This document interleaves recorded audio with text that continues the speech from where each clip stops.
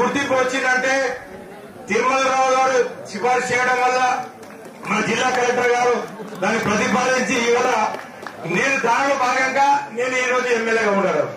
అంటే జరగడం నిజంగా ఇది తరతరాలుగా ఉండిపోయే చరిత్ర. ఇది ఇప్పుడు ఈ యొక్క పూర్వ అమావాస్య పండుగ మన తాంసీ గ్రామంలో జరుపుకుంటున్నాం.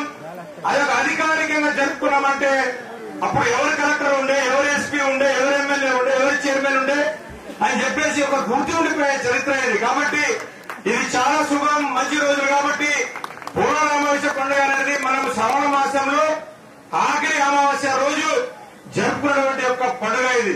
ఈ యొక్క బసవన్నలకు ఈరోజు పూజలు మనకు సంవత్సరం మొత్తం మనకు మంచి యొక్క పంటలను పండించి మనకి చేతికి అందించినటువంటి ఒక పెట్టుబడి అందించిన బసవాలకు మనం ఈ రోజు పూజలు చేసి మంచి కార్యక్రమాలు మంచి పండించినాం కాబట్టి అని చెప్పేసి పూజలు చేసి పంపించే రోజు కాబట్టి చాలా మంచి రోజు. జై బసవన్న, జై బసవన్న.